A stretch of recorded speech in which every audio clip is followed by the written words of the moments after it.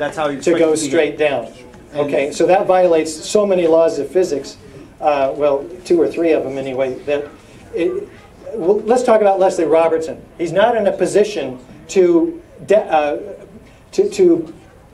the official story. His client base is the federal government and the richest people in the world putting up these skyscrapers.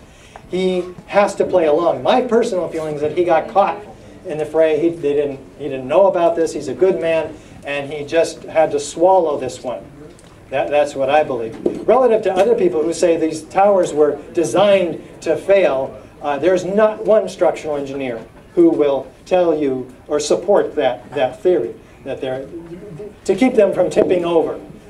It makes no sense. Those things are so rigidly and flexibly designed to not fail that it makes no sense. Richard, didn't one of the original architects say something about, in an interview, that it was actually created to withstand the impact of a John Skilling, structural engineer above Leslie Robertson, who really designed the Twin Towers, did say they're designed to take an impact from a Boeing 707 traveling 600 miles an hour. Same kinetic energy as the 767 traveling 500 miles an hour, by the way. But the biggest problem would be that the fuel would dump into the building, but that the building would still be there. Yes. Sander made me, what? Can we get your help here on...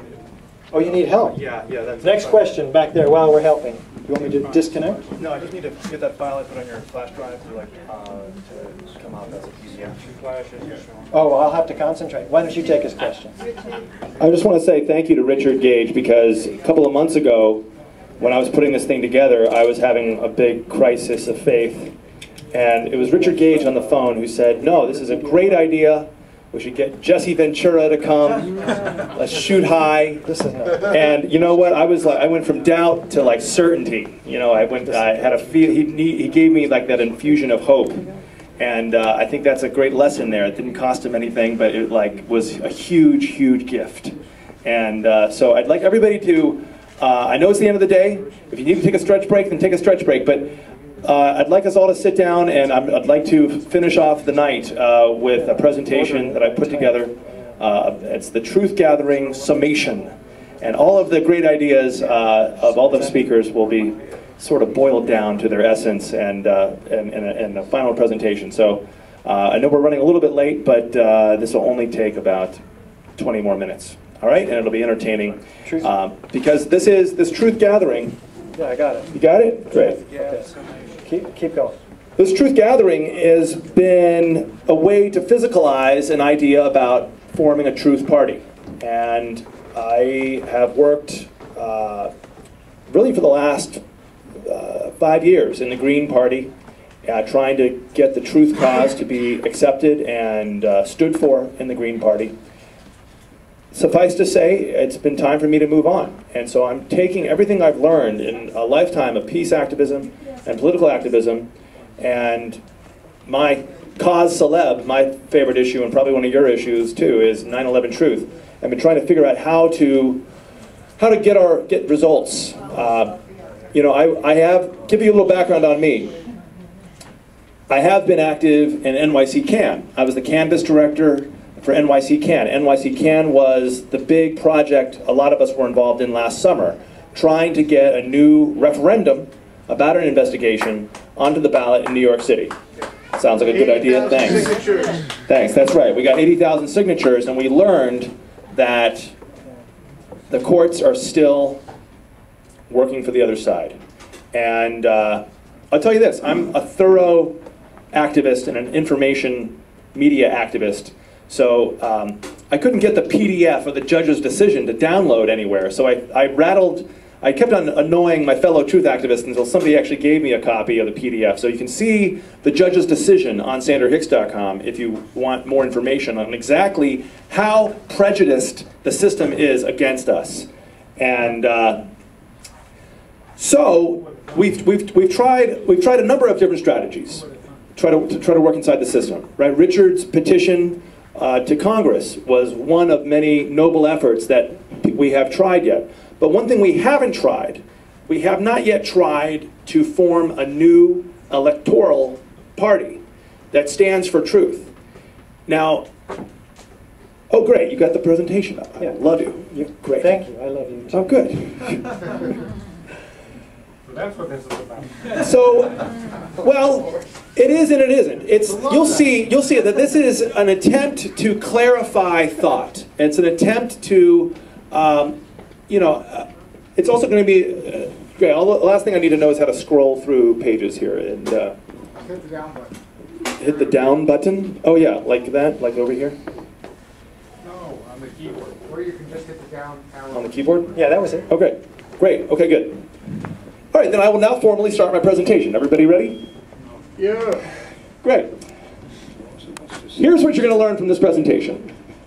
It's a new era for 9/11 truth. It's almost like, you know how you have Web 2.0? It's time for us to embrace Truth 2.0. That the truth movement has tried. Are you still on? Oh, You sure are, baby. All right, great. The truth movement has tried different strategies, but now it's time to take it to the next level. It is time for not just 9/11 truth, but 9/11 justice. We need to name the crime. The crime is treason. So all the physical evidence that we saw there, it's time for somebody to actually say, well, that actually constitutes a very special kind of crime called treason. And we'll talk about more about what exactly is treason in America, how the Constitution defines treason a little bit later in the presentation. And the truth gathering and the truth party are around three simpler virtues: truth, peace, and freedom. Okay, so the three takeaway points there, and we will cover that in detail. My friend Stuart Bagwell keeps on asking about the exegesis. What's the goal of this rhetorical adventure that we're on? So I'll name the goal. The goal is justice for the unique historical crimes of the terror state. We've gone from a capitalist state into something that's ultra-capitalist, that's ultra-corrupt, that's ultra focused on war. It's not just a war state, but it's a war and propaganda state. And so their war on terror, they've named it themselves. They are the terror state, because that's where the terror has come from. We need to build the Truth Party as a new tool for a mass movement. The mass movement already exists. It's already out there. I will show you world opinion polls that show that there is an international and national movement out there. And we're going to talk about a concept today that I think could be truly revolutionary for this mass movement.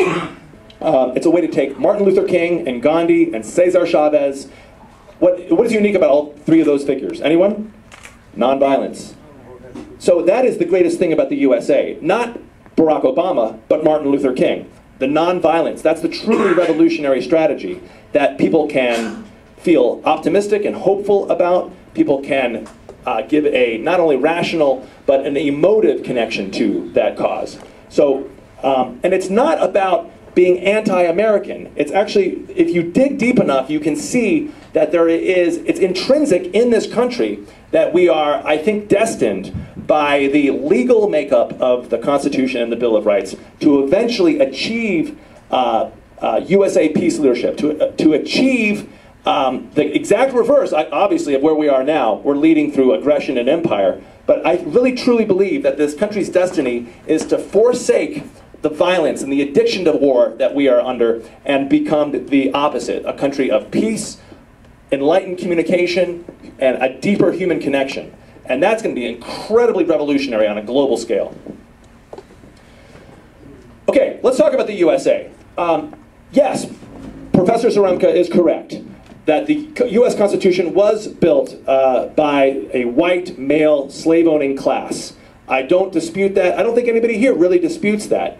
The left, however, has alienated a mainstream acceptance by always harping on the negative about the USA. And if you do the homework, you will actually see that there's a way to see the USA and the USA's unique historical developments as positives.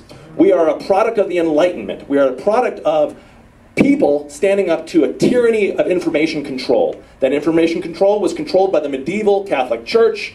Martin Luther created, and the advent of printing technology enabled the Enlightenment, a direct connection to God, a direct connection to truth, therefore. The Bible being printed was completely revolutionary, and out of that grew these ideas of